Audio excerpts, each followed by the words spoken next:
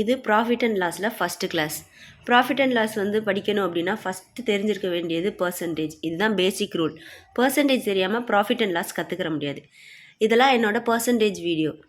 தெரியாதவங்க போய் பார்த்து கற்றுக்கிட்டு வாங்க, ஓகேவா? இன்றைக்கி என்ன பார்க்க போகிறோம் அப்படின்னா பேசிக் கான்செப்டும் பேசிக் சம்மும் பார்க்க போகிறோம். இது ஃபஸ்ட்டு கிளாஸில் இருக்கும். ஃபஸ்ட்டு ப்ராஃபிட் அண்ட் லாஸ் அப்படின்றது இது எதில் பேசுவாங்க? வியாபாரத்தில் பேசுவாங்க, சரிங்களா? ஏதோ ஒரு பொருளை வாங்குகிறேன், நான் அதை விற்கிறேன், அதில் எனக்கு எவ்வளோ லாபம் கிடச்சிச்சு, எவ்வளோ நட்டம் கிடச்சிச்சு, நான் என்ன பண்ணி அந்த பொருளை வந்து இந்த விலைக்கு கொண்டு வந்தேன் அப்படின்றது தான், சரியா?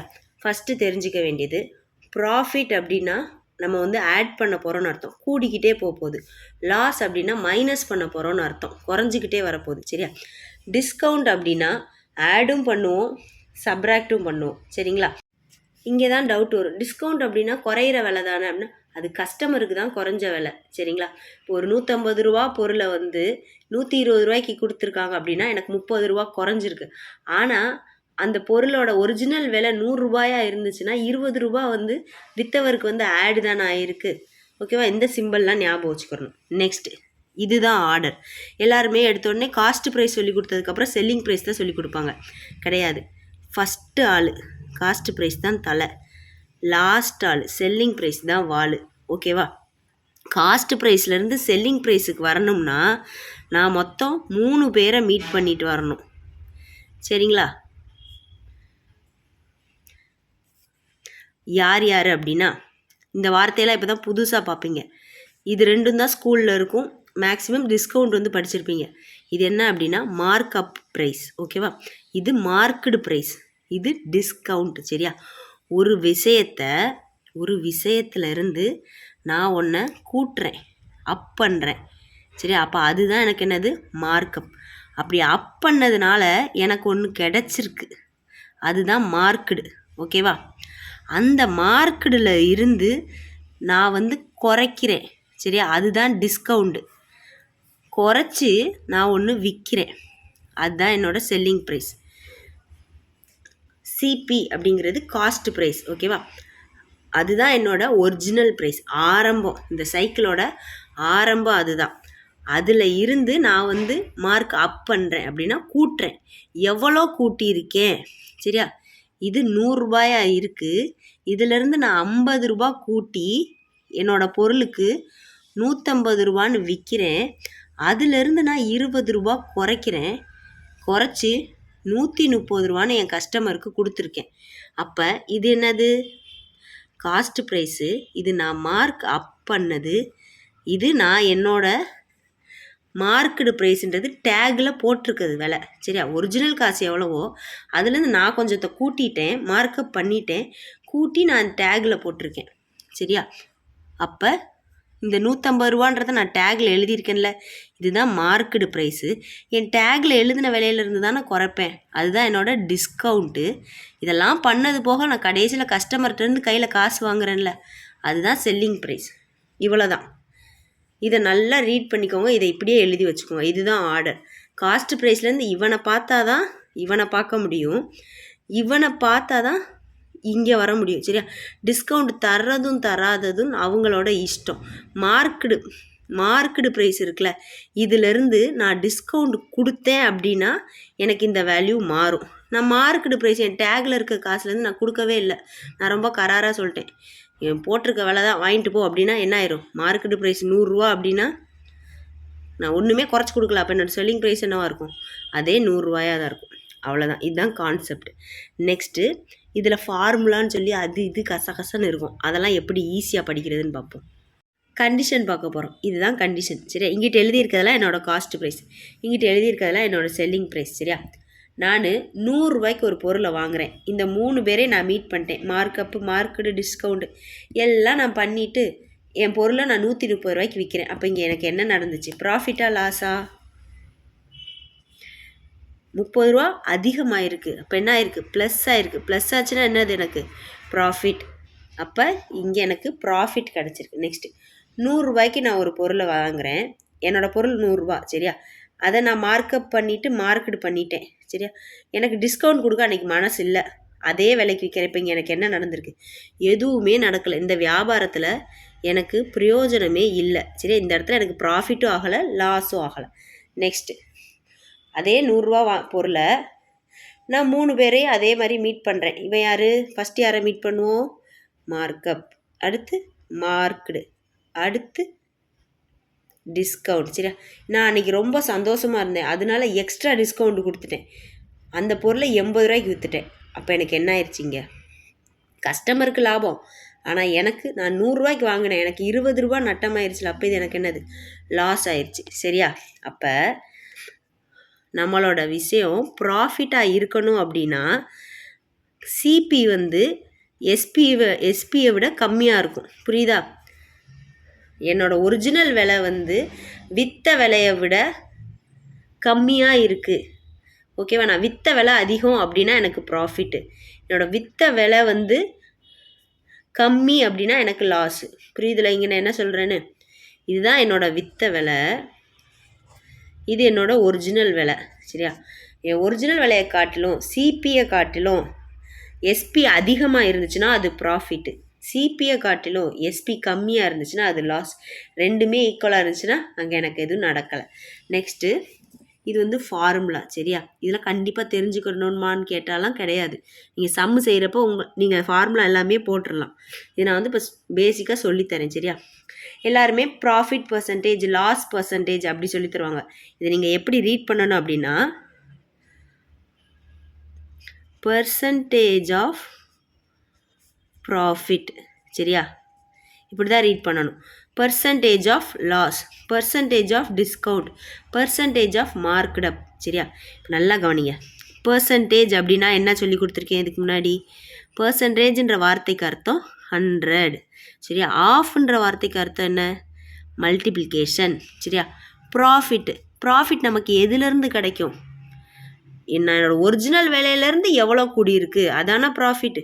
அப்போ ஒரிஜினல் விலையிலேருந்து எனக்கு எவ்வளோ கூடியிருக்கு?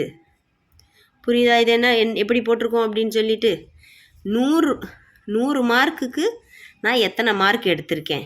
ஓகேவா, இதுதான் என்னோடய ஒரிஜினல் விலை, இதுதான் என்னோடய ப்ராஃபிட். அப்போ சிபியை கீழே போட்டிருக்கோம், ப்ராஃபிட்டை மேலே போட்டிருக்கோம். இதுதான் ஃபார்முலா. நெக்ஸ்ட்டு லாஸுக்கு ஃபார்முலா எப்படி இருக்கும்? Percentage of loss. பர்சன்டேஜ்னா 100, ஆஃப்னா மல்டிப்ளிகேஷன். எதுலேருந்து என்னோடய லாஸை கண்டுபிடிக்க முடியும்? என்னோடய ஒரிஜினல் விலையிலேருந்து தான் கண்டுபிடிக்க முடியும். இப்போ ஒரிஜினல் விலையிலேருந்து என்னோடய லாஸ். நெக்ஸ்ட்டு டிஸ்கவுண்ட்டும் எப்படி கண்டுபிடிக்க முடியும்? Percentage of discount, percentage 100 of multiplication. Discount எவ்வளோ கொடுத்தேன், எவ்வளோ வாங்கினேன் அப்படின்றதும் இதுவும் சிபியிலேருந்து தான் கண்டுபிடிக்க முடியும். சரியா, அதுலேருந்து எனக்கு என்ன கிடச்சிருக்கு அப்படின்றத எனக்கு எப்பயுமே ஒரிஜினலான விஷயங்கள் தேவை. இந்த 3 பேர்த்துக்குமே ஒரிஜினலாக எவ்வளோன்னு தெரிஞ்சால் தான் கண்டுபிடிக்க முடியும். இப்போ ஒரிஜினலான ஆள் யார்? சிபி. டிஸ்கவுண்ட். நெக்ஸ்ட்டு மார்க்கப், இவன் தான் போலியான ஆள். சரியா, பர்சன்டேஜ் ஆஃப் மார்க்கப், பர்சன்டேஜுக்கு 100 ஆஃப் மல்டிப்ளிகேஷன். இங்கே நல்லா கவனிங்க, இங்கேயும் சிபி தான் போடுவோம், மேலே மார்க்கப்பு போடுவோம். சரியா, சிபியில் இருந்து தான் நான் எவ்வளோ கூட்டியிருந்தேன், சிபியில் இருந்து தான் நான் இவன்கிட்ட வந்திருக்கேன். ஓகேவா, ஏன் இவனை போலின்னு சொல்கிறோம்? இது ஒரு ஒரிஜினல் விலையா? கிடையாது, நம்மளாக கூட்டி வச்ச விலை. அதனால இது வந்து ஒரு போலியான விலை. ஓகேவா, இது வந்து சம் செய்கிறப்பெல்லாம் யூஸ் ஆகாது. நீங்கள் வந்து இந்த கான்செப்ட் அண்டர்ஸ்டாண்ட் பண்ணிக்கிறதுக்காண்டி தான் ஒரிஜினல் போலி அப்படின்னு சொல்லியிருக்கேன். பர்சன்டேஜ் அப்படின்னு கேட்டாலே இந்த ப்ராஃபிட் அண்ட் லாஸில் எதோட பர்சன்டேஜ் கேட்டிருக்காங்களோ அது மேலே இருக்கும், டிவைடட் பை சிபி கீழே இருக்கும், இன்ட்டு 100 இருக்கும். புரியுதா? ப்ராஃபிட் பர்சன்டேஜ், லாஸ் பர்சன்டேஜ்னு வாசிக்காமல் percentage of profit, percentage of loss, percentage of discount, percentage of markup அப்படி வாசிக்கணும். புரியுதா? யாராவது நாளைக்கு உங்கள்கிட்ட மார்க்கப்புக்கும் மார்க்கெடு ப்ரைஸுக்கும் வித்தியாசம் கேட்டாங்கன்னா நீட்டாக சொல்ல தெரியணும். சிபியிலேருந்து நான் எவ்வளோ கூட்டியிருக்கேனோ அவன் தான் எனக்கு மார்க்கப். அப்படி நான் கூட்டி எனக்கு வந்த ஆன்சர் தான் மார்க்கெடு ப்ரைஸ். புரியுதா? இப்போ சம் பார்க்கலாமா? இது வந்து ப்ராப்பரான ஒரு ப்ரிலிம்ஸ் பேஸ்டு சம். சரியா, இப்படி தான் சம் கேட்பாங்க. நம்ம ஸ்கூலில் கேட்ட மாதிரி ப்ராஃபிட் எவ்வளோ, லாஸ் எவ்வளோ அப்படிலாம் கேட்க மாட்டாங்க. பர்சன்டேஜ் வச்சு, ரேஷியோ வச்சு தான் கான்செப்டில் சம்மு கேட்பாங்க. சரிங்களா, இது ஃபஸ்ட்டு சம் பார்ப்போம். A sold some article to B at 12.5% profit. சரியா? அப்படியே நீ பட்டிக்கோங்க. ஏன்றால் பிக்கு ஒரு விஷயத்தை விற்றுருக்காரு. ஏன்றால் பிக்கு ஒரு விஷயத்தை விற்றுருக்காரு. அவரோட ப்ராஃபிட் எவ்வளோ அப்படின்னா +12.5ல் விற்றுருக்காரு. சரிங்களா?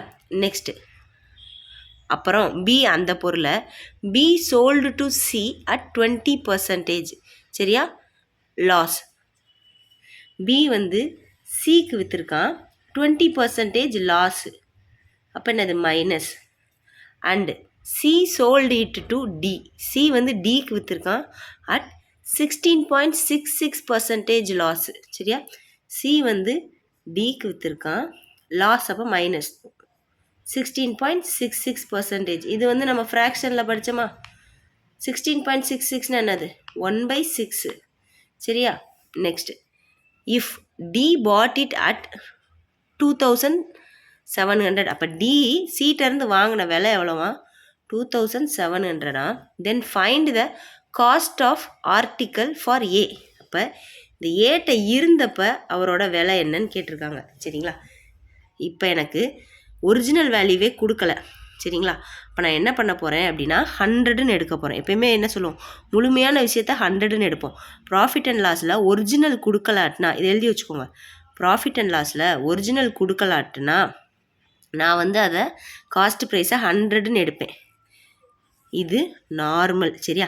எனக்கு இப்போ இப்படி இன்க்ரீஸ் ஆகுறது டிக்ரீஸ் ஆகுறத பாருங்கள். இதெல்லாம் ஒரு ஹோல் நம்பர் ஆகுதா? ஹோல் நம்பர்னால் முழுமையான நம்பர். பாயிண்டில் வருதான்னு பாருங்கள். பாயிண்டில் வரலாட்டினா 100 வச்சு செஞ்சால் எனக்கு சம்மு டக்குன்னு வந்துடும். பாயிண்டில் வருது அப்படின்னா இதில் செஞ்சாலும் வரும். நான் 200 வச்சு செஞ்சேன் அப்படின்னா எனக்கு டைம் ரொம்ப சேவ் ஆகும். இப்போ பாருங்களேன், இப்போ ஏட்ட கற்பனையானது. ஏட்ட அவரோட ஃபஸ்ட்டு விலை 200 ரூபாயா இருந்திருக்கு, நம்ம தான் வச்சுக்கிறோம். சரியா? இது எவ்வளோன்னு கடைசியில் கண்டுபிடிப்போம். இதிலேருந்து 12.5% இன்க்ரீஸ் ஆகி பிக்கு விற்றுருக்காரு. இப்போ இதோட 12.5%னா எவ்வளோ? 100க்கு 12.5% அப்படின்னா வெறும் 12.5. அப்போ 200க்கு 12.5னா இங்கே இன்ட்டு 2 ஆயிருக்கு. அப்போ இங்கே இன்ட்டு 2 ஆச்சுன்னா என்னது? 25. இப்படியும் செய்யலாம். இல்லை நார்மலாக எப்பயும் போல் சொல்லித்தரணும் அப்படின்னா 200க்கு 12.5% கேட்டிருக்காங்க. இதை பிரிங்க. 10 + 2 + 5. இப்படிலாம் பண்ணக்கூடாது. தெரியாதவங்களுக்காண்டி சொல்கிறேன். நீங்கள் போய் பர்சன்டேஜ் ஃப்ராக்ஷன்லாம் ப்ராப்பராக கற்றுக்கிட்டு வாங்க. 200க்கு 10% எவ்வளோ? 20. 200க்கு 2% எவ்வளோ? 1% 2. இப்போ 2% 4. இது வந்து 0.5ல 1% 2. அப்போ 0.5 வந்து என்னவாக இருக்கும்? 1ஆக இருக்கும். அதை ஆட் பண்ணுங்கள். 25. அதானே நமக்கு இங்கேயே வந்துச்சு. இப்போ இதிலேருந்து எனக்கு 25 இன்க்ரீஸ் ஆகி பிக்கு போன விலை எவ்வளோ? 225. சரியா?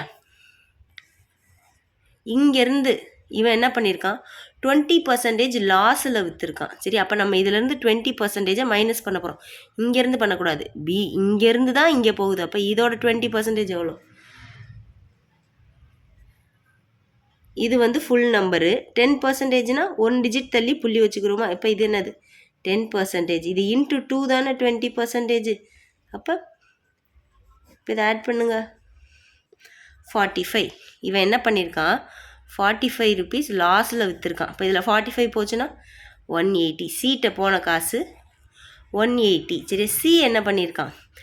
16.66% லாஸில் விற்றுருக்கான். அப்போ இதோட அர்த்தம் என்ன? 16.66னா 1/6ன்னு அர்த்தம். அதாவது சீட்டில் இருந்த காசு 180 அப்படின்னா அதில் அந்த 180 தான் 6 பங்கு. அதில் 1 பங்கு காசை குறைச்சிட்டு டீட்டை கொடுத்துருக்கான். புரியுதா? அப்போ எத்தனை கொடுத்துருப்பான்? 5 பங்கு காசை கொடுத்துருப்பானா டீட்டை? என்கிட்ட இருக்கிறது 6. அதில் 1 நான் வந்து லாஸ். சரியா? லாஸ். அப்போ 1 பங்கு குறைச்சிட்டேன். இப்போ 5 பங்கு கொடுத்துருப்பேன். 6 பங்கு தான் எனக்கு 180. அப்போ 5 என்னவாக இருக்கும்? 150. இது எப்படி செஞ்சோம்? 180 டிவைடட் பை 6 அப்படின்னா 30. இப்போ இந்த 180லேருந்து 1 பங்கு எவ்வளோ? 30. அந்த 30 மைனஸ் பண்ணோம்னா 150. இப்போ நல்லா பாருங்களேன், டீட்டை கற்பனையில் நம்ம கொண்டு வந்த காசு 150. இந்த 150 தான் எனக்கு 2700 அப்படின்னா என்னோடய கற்பனையில் இருந்த 200 எவ்வளோ, 200 வேல்யூ எவ்வளோ, இதுதான் கொஸ்டின். அந்த 200 வேல்யூ எவ்வளோ இந்த இருக்கா. நான் என்னென்ன மெத்தட் சொல்லி கொடுத்துருக்கேன், கிராஸ் மல்டிப்ளிகேஷன் மெத்தட் சொல்லி கொடுத்தேன்னா அது சின்ன நம்பருக்கு போடலாம். இது பெரிய பெரிய நம்பராக இருக்கா. இப்போ அடித்து கொடுப்போமா, எப்படி அடித்து கொடுக்கணும்னு சொன்னேன். இப்படி அடிக்கலாம், இப்படி அடிக்கலாம். இப்போ இதை அடித்தோம்னா 0க்கு 0. இது 5 டேபிளால் 3 டைம்ஸ், இது 4 டைம்ஸ். 3 தான் எனக்கு 2700. அப்போ 4 எவ்வளவா இருக்கும், இதை 3ஆல் டிவைட் பண்ணால் 900. 1 வந்து 900, அப்போ 4 3600. இதுதான் இந்த சம்முக்கான ஆன்சர். நெக்ஸ்ட் சம் பார்ப்போம். A buys a scooter for 6800 and spends 1200 on its repair. சரியா. இப்போ அவர் வாங்கின காசு 6800 வாங்கியிருக்கார். இதை வேறு ஆள்கிட்ட கொடுத்துட்டாரு அப்படின்னா இது இவர் வாங்கின சிபி, இது இவர் வாங்கின காசு. இதை வேறு ஆள்கிட்ட கொடுத்துட்டானா எனக்கு இதுதான் இப்போ சிபியாக மாறிடும். ஓகேவா. இப்போ இவர் எதுவுமே பண்ணலை, வேறு யார்கிட்டையுமே கொடுக்கல. இவர் வாங்கின காசில் 1200 ஆட் பண்ணியிருக்காரு, செலவு பண்ணியிருக்காரு. அந்த பொருள் இவ்வளோ செலவு பண்ணியிருக்காரு. அப்போ எவ்வளோ ஆயிடுச்சு, 8000 ஆயிடுச்சா.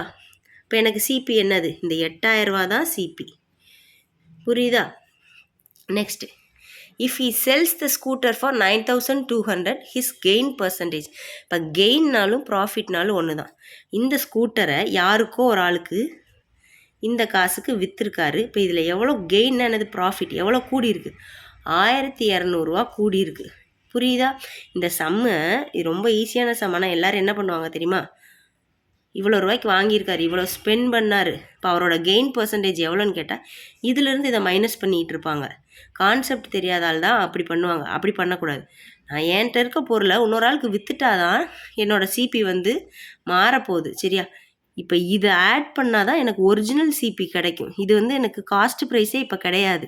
சரிங்களா. இது நான் ஒரு வாங்கின விலை, அதோடு நான் இதை ஆட் பண்ணேன். இப்போ இதுதான் எனக்கு ஒரிஜினல் சிபி. இது சிபியே கிடையாது. ஓகேவா. இதுலேருந்து எனக்கு எவ்வளோ கூடியிருக்கு, 1200 கூடியிருக்கு. இந்த எனக்கு ப்ராஃபிட். ப்ராஃபிட்டோட பர்சன்டேஜ் எப்படி கண்டுபிடிப்போம், பர்சன்டேஜ் ஆஃப் ப்ராஃபிட் அப்படின்னு என்னது, 100 இன்ட்டு ஆஃப் மல்டிப்ளிகேஷன். ப்ராஃபிட் என்ன பண்ணணும், மேலே போடணும். சிபி என்ன பண்ணணும், கீழே போடணும். இந்த ஜீரோக்கு இந்த 2 0, இதுக்கு இது 2 டேபிளால் 5 டைம்ஸு, இது 4 டைம்ஸு, 1 டைம் 3. அப்போ ப்ராஃபிட் பர்சன்டேஜ் கேட்டாங்களா, அப்போ 15%. அவ்வளோதான். இது அடுத்த சம். இப்போ நல்லா பாருங்கள். இவ்வளோ நேரம் பேர் கொடுத்தாங்க, ஸ்கூட்டி அது இதுன்னு. இப்போ பாருங்கள் எல்லாம் நம்பர்லேயே இருக்கும்.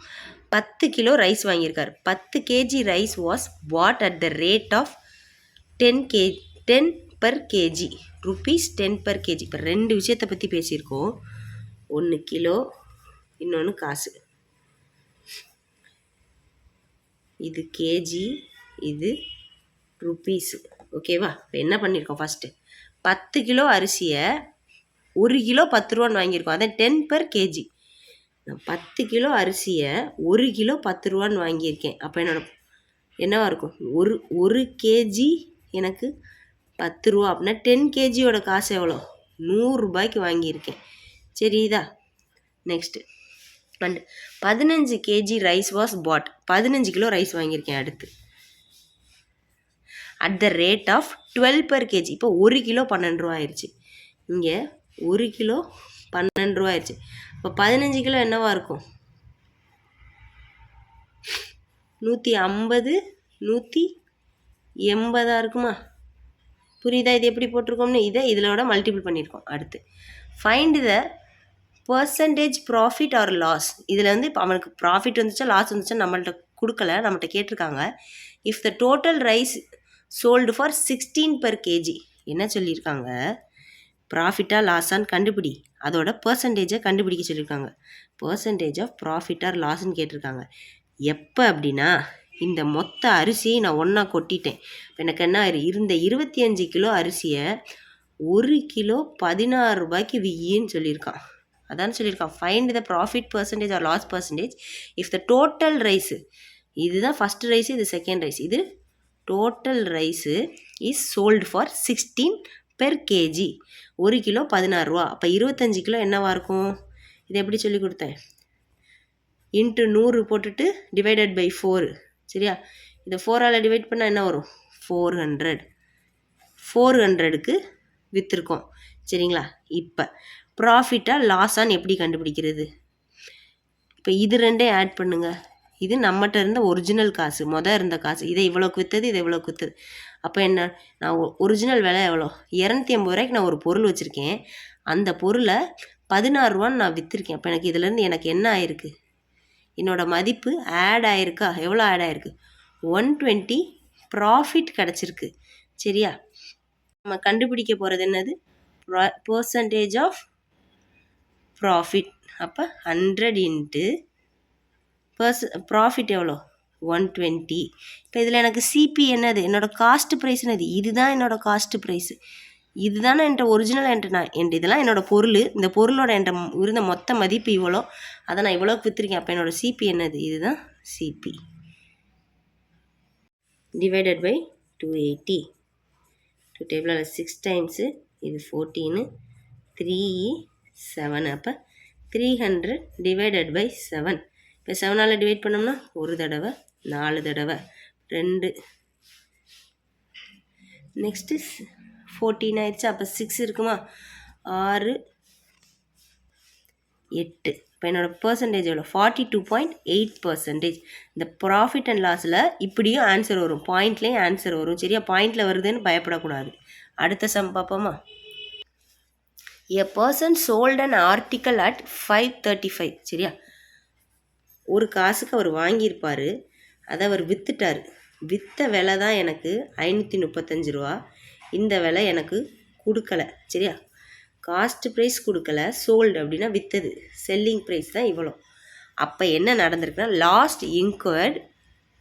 சரியா? அப்போ அவருக்கு லாஸ் நடந்திருக்கு. இதிலேருந்து இது லாஸ் ஆன காசு. சிபியிலேருந்து லாஸ்னா என்ன இருக்குது? மைனஸ் ஆகிருக்கு. எவ்வளோன்னு தெரியாது, ஏதோ ஒரு லாஸ் வந்திருக்கு. சரியா?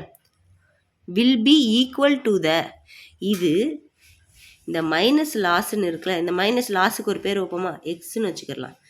இந்த மைனஸ் எக்ஸுன்ற வேல்யூ இருக்குல்ல, இந்த எக்ஸு எதுக்கு ஈக்குவலாக? ப்ராஃபிட் இன்க்ளூட், எதோட ப்ராஃபிட்டோ when the article is sold at 765. சரியா? இதே ஆர்டிக்கலை நான் 765 ரூபான்னு விற்றப்ப எனக்கு கூடி இருக்கும்ல காசு, ப்ளஸ் ப்ராஃபிட்டாக இருக்குமா? இதுவும் ஈக்குவலாம். அப்போ இவனோட பேர் எக்ஸ்னா அப்போ இவனோட பேர் என்னது? எக்ஸு தானே. புரியுதா? Next, at what price it should sell to get 10% profit. அப்போ என்ன கேட்டிருக்காங்க? இந்த சிபிங்கிற வேல்யூவை நான் 10% எனக்கு ப்ராஃபிட்டுக்கு கொண்டு வரணும். அப்போ எனக்கு என்ன வந்திருக்குன்னு கேட்டிருக்காங்க. புரியுதா?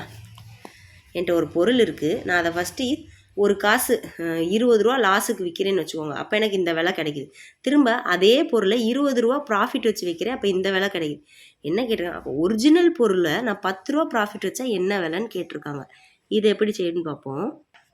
இது என்னது? சிபியா? சிபியிலேருந்து நான் எக்ஸ் காசை மைனஸ் பண்ணால் எனக்கு வர்றது 535. புரியுதா? எக்ஸ் இது கிடையாது, இது இந்த எக்ஸ் இல்லை, இது சிபி. சிபியிலேருந்து இந்த எக்ஸு காசை நான் மைனஸ் பண்ணால் 535. அதே சிபியிலேருந்து எக்ஸு காசை நான் ப்ளஸ் பண்ணால் எனக்கு 765. இப்போ எனக்கு சிபி மட்டும்தான் வேணும். அப்போ என்ன பண்ணுவேன்? எக்ஸ் இங்கிட்டு போச்சுன்னா என்ன ஆகும்? First CP equal to 535 plus X ஆகும். அடுத்த CP equal to 765 minus X ஆகுமா? இது ரெண்டுமே சிபி தானே. அப்போ இதை எப்படி எழுதிக்கலாம்? 535 plus x equal to 765 minus X. ஏன்னா இதுவும் சிபி, இதுவும் சிபி. சரியா? இப்போ எக்ஸ் எல்லாம் ஒரு சைடு கொண்டு போகணும், வேல்யூவெல்லாம் ஒரு சைடு கொண்டு போகணும். நான் இப்போ இந்த எக்ஸை மைனஸ் எக்ஸை இங்கிட்டு கொண்டு வரேன். அப்போ ப்ளஸ் எக்ஸ் ஆயிருமா? அப்போ ஏற்கனவே ஒரு எக்ஸ் 2x, இதை இங்கிட்டு கொண்டு போனால் மைனஸ் ஆயிருமா? இதுலேருந்து இதை மைனஸ் பண்ணால் 230. அப்போ 2x தான் எனக்கு 230 அப்படின்னா எக்ஸோட வேல்யூ என்னது? 2ஆல் டிவைட் பண்ணால் 115. சரியா? இப்போ நான் எக்ஸோட வேல்யூ 115ன்னு கிடச்சிருச்சு. இங்கே 115 ஆட் ஆகிருக்கு, இங்கே 115 மைனஸ் ஆகிருக்கு. சரி, அப்போ எனக்கு இந்த வேல்யூ வேணும். ஓகேவா, இது ஒரு வேல்யூ.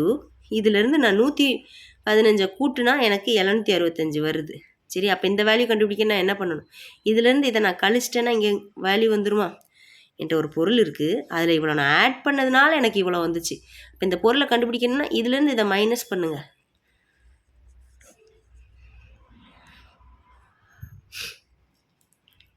$650 ஆயிடுச்சா? இப்போ என்னோடய சிபி என்னது? 650. இதிலேருந்து 10% நான் கூட்டினா எனக்கு என்ன வேல்யூன்னு கேட்டிருக்காங்க. இதோட 10% எவ்வளோ? 65. சரியா, இந்த 65 ஆட் பண்ணால் என்ன வரும்? 715. புரியுதா எப்படி செஞ்சோன்னு? இதுதான் இதோட ஆன்சர். அதே மாதிரி சம்மு இப்போ வேறு மாதிரி. ஓகேவா, a person sold an article at 1840. சரியா, அண்ட் ப்ராஃபிட் இன்க்ளூட். அப்போ ஒரு ஆர்டிக்கலை நான் விற்றுட்டேன். என்ன விலைக்கு? 1840. அப்போ என்ன கிடச்சிருக்கு? ப்ராஃபிட் கிடச்சிருக்கு. ஓகேவா, நெக்ஸ்ட் அந்த ப்ராஃபிட் இன்க்ளூட் வில் பி, சரியா, 12.5% more then and the loss include. சரியா, இந்த ப்ராஃபிட்டு எதுக்கு இதாக இருக்கான்? ஏதோ ஒரு லாஸை விட 12.5% அதிகமாக இருக்கான். இந்த பிங்கிற ப்ராஃபிட்டு எதுக்கு ஈக்குவலாக இருக்கான்? ஏதோ ஒரு லாஸோட 12.5% இருக்கான். ஓகேவா, இது ஈக்குவேஷன் கிடையாது, நான் சொல்லித்தரதுக்காண்டி எழுதுறது. ஓகேவா, இந்த லாஸ்ன்ற வேல்யூ எனக்கு 100 இருந்துச்சுன்னா இப்போ ப்ராஃபிட்டுங்கிற வேல்யூ என்னவாக இருக்கும்? இந்த லாஸை விட 12.5 அதிகம் அப்படின்னா 112.5 வேல்யூவாக இருக்கும். புரியுதா? இதான் கொடுத்துருக்காங்க. லாஸ் இன்க்ளூட் வென், எப்போ அப்படின்னா இந்த ஆர்டிக்கல் இஸ் சோல்ட் அட் 1500. இதே ஆர்டிக்கலை நான் 1500 விற்கிறப்ப எனக்கு ஒரு லாஸ் வரும்ல, இந்த லாஸை விட இது 12.5% அதிகமாக இருக்குமா? ஓகேவா, next at what price it should sell to get 20% profit. இப்போ இந்த சிபியை நான் எந்த விலைக்கு விற்றேன் அப்படின்னா எனக்கு 20% வந்து ப்ராஃபிட் கிடைக்கும்னு கேட்டிருக்காங்க. ஓகேவா, இப்போ பாருங்களேன், இது ப்ராஃபிட்டு, இது லாஸு.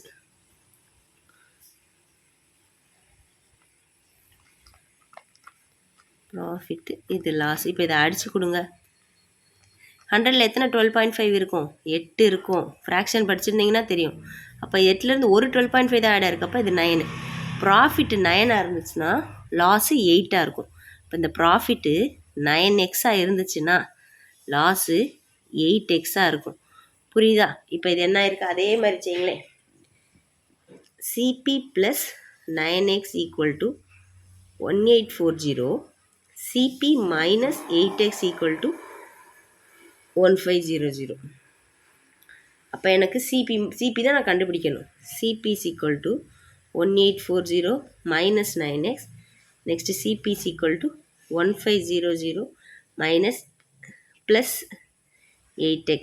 சிபியில் அப்போ ஈக்குவல் பண்ணிட்டோம் அப்படின்னா 1840 minus 9x equal to 1500 plus 8x. இவ்வளோ தூரம் எல்லோரும் கண்டுபிடிச்சிருவாங்க. என்ன பண்ணிடுவாங்க?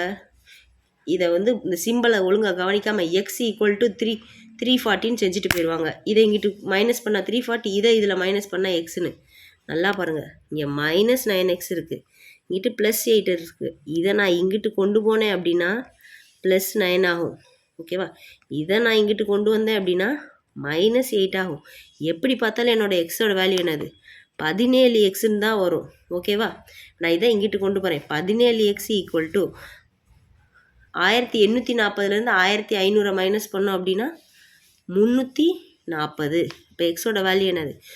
117 is 17, 2 17s are 34. அப்போ 20. எக்ஸோட வேல்யூ 20. இங்கே போய் எக்ஸோட வேல்யூ 20ன்னு போடுங்க. 9 × 20. இப்போ எவ்வளோ ப்ராஃபிட்டு? 180. இங்கே எக்ஸோட வேல்யூ 20ன்னு போடுங்க. 160. சரி, இப்போ சிபி கண்டுபிடிக்கணுமா? இப்போ என்ன பண்ணலாம்? 1500லேருந்து இவ்வளோ காசு குறைஞ்சிருக்கு. அதனால சிபியிலேருந்து இவ்வளோ காசு குறைஞ்சதுனால எனக்கு 1500. அப்போ சிபி எவ்வளோ? இது ரெண்டையும் ஆட் பண்ணிக்கிட்டால் எனக்கு சிபி வருமா? இல்லை நார்மலாக அப்படி பண்ணாமல் இதிலே போய் போட்டு பாருங்கள். 8x போட வேண்டிய இடத்துல நான் 160 போடுறேன். CP minus 160 is equal to 1500. அப்போ சிபி என்னது, இதுலேருந்து இதை ஆட் பண்ணணும். அப்போ சிபி இஸ் ஈக்குவல் டு 1660. இதோட 20% தானே கேட்டிருக்காங்க. இதுதான் என்னோட சிபி.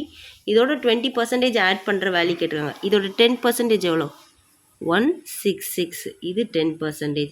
இன்னொரு 10% ஆட் பண்ணால் 20 ஆயிருமா, திரும்ப 166. இப்போ இந்த 3 வேல்யூ ஆட் பண்ணுங்க. இப்போ என்னோடய ஆன்சர் வந்து 1192. இந்த சம்முக்கு புரிஞ்சுதா? மொதல் இதில் எக்ஸ் ரெண்டுமே ஈக்குவலாக இருந்துச்சு. இப்போ இந்த எக்ஸ் வந்து ரேஷியோ வச்சு வந்திருக்கு. ஓகேவா? அடுத்த சம் பார்க்கலாம். A person sells 5 cows. சரியா? 5 மாடு விற்கிறாரு. ஓகேவா? எப்படி போடலாம்? சரி, இது ஒரு மாடு, இது ஒரு மாடு, இது ஒன்று, இது ஒன்று, இது ஒன்று, 1 2 3 4 5 5 மாடு விற்கிறாரு. First at the profit of 6%. CP கொடுக்கல. அப்போ என்னது, 5 மாடை மொத்தமாக விற்கல, தனித்தனியாக விற்கிறாரு. சரியா? இப்போ இவனோட சிபி 100, இவனோட சிபி 100, எல்லாரோட சிபியும் 100. சரியா? ஃபஸ்ட்டு மாடை first at the profit of 6%. மொதல் மாடை ஃபஸ்ட்டு விற்கிறாரு, 6% ப்ராஃபிட். அப்போ 6 கூடி இருக்குது. அப்போ 106 வந்திருக்கு. Second at 2% loss. இதை 2% லாஸுக்கு விற்கிறார். அப்போ 98 ஆயிடுச்சா? அடுத்து தேர்ட் சோல்ட் ஆன் 12% ப்ராஃபிட். இதை 12% ப்ராஃபிட்டில் விற்றுருக்காரு. அப்போ 112 ரூபாய்க்கு விற்றுருக்காரு. Fourth on 8% profit. இதை 8 ப்ராஃபிட். அப்போ 108 ரூபாய்க்கு விற்றுருக்காரு. What he should sell fifth cow to gain overall 10% profit. சரியா? இந்த மாடை 5வது மாடை என்ன விலைக்கு அவர் விற்கணும் அப்படின்னா ஓவராலாக அவருக்கு 10% ப்ராஃபிட் கிடைக்கும். ஓவரால். அப்போ ஒரிஜினல். இதோட ஒரிஜினல் வேல்யூ என்னது, 5 மாடு 500 ரூபாய்க்கு வாங்கியிருக்காரு. இதுலேருந்து 10% ப்ராஃபிட்னா என்னது, 50 ரூபா கூடணும். இப்போ 50 ரூபா கூடணும். இங்கே விற்றப்ப இங்கே 500 ரூபாய்க்கு வாங்கியிருக்காரு. நான் இதெல்லாம் விற்ற வேல்யூ வந்து எனக்கு என்ன வரணும், 550 வரணும். ஒன்றுமே இல்லை, சிம்பிள் அடிஷன். இது எல்லாத்தையும் ஆட் பண்ணுங்கள், இது எல்லாத்தையுமே ஆட் பண்ணுங்கள். இங்கே ஒரு 8 இருக்கா, இந்த 8 இதோட சேர்த்துட்டோம் அப்படின்னா 120 ஆயிருமா. அப்புறம் இங்கே ஒரு 8 போயிடுச்சு. அப்போ பிடிச்சா 100 தான் இருக்குமா. அப்போ 220. நெக்ஸ்ட்டு 320, 326. அடுத்து அதோட ஒரு 8 ஆட் பண்ணோம் அப்படின்னா 334. அதோட ஒரு 90 ஆட் பண்ணோம் அப்படின்னா 4 ஆயிருமா. ப்ளஸ் எனக்கு இந்த கொஸ்டின் மார்க் ஈக்குவல் டு தானே 550. கொஸ்டின் மார்க் வரணும்னா இதுலேருந்து இங்கிட்டு மைனஸ் பண்ணால் என்ன வரும், இங்கே 76 இருக்கும் மிச்சம், இங்கே வந்து ஒரு 50. அப்போ 126. சரி, அப்போ இந்த கொஸ்டின் மார்க்கோட வேல்யூ 126. அப்படின்னா 100லேருந்து 126 ஆகணும்னா என்ன பண்ணியிருக்கணும், 26 ரூபா ஆட் பண்ணியிருக்கணும். அப்போ அவரோட ப்ராஃபிட் பர்சன்டேஜ்னு கேட்டிருந்தாங்க அப்படின்னு ஆப்ஷனில் இது கேட்டாங்க அப்படின்னா 126 போடணும். பர்சன்டேஜ்னு வச்சு கேட்டிருந்தாங்கன்னா 26% ப்ராஃபிட்டுன்னு போடணும். ஓகேவா? அவ்வளோதான். பேசிக்கலாக நல்லா ரிவைஸ் பண்ணிக்கோங்க. இந்த சம்மெல்லாம் எழுதி வச்சுக்கோங்க, இது ரொம்ப யூஸ்ஃபுல்லாக இருக்கும். நெக்ஸ்ட் கிளாஸில் வந்து குவான்டிட்டி பேஸ்டு சம்மும் ப்ராஃபிட் கால்குலேட்டட் ஆன் செல்லிங் ப்ரைஸும் பார்க்கலாம். இந்த 2 டாப்பிக்கும் நெக்ஸ்ட் கிளாஸில் பார்ப்போம். அடுத்து எப்பயுமே மண்டே வந்து மெயின்ஸ் பசில் கிளாஸ் இருக்கும். இந்த ஆப்டிடியூட் கிளாஸ் வந்து வெனஸ்டே இருக்கும். நெக்ஸ்ட்டு ப்ரிலிம்ஸில் ரீசனிங் கிளாஸ் வந்து எல்லா ஃப்ரைடேவும் இருக்கும். இது பிளேலிஸ்ட்டு. சரிங்களா?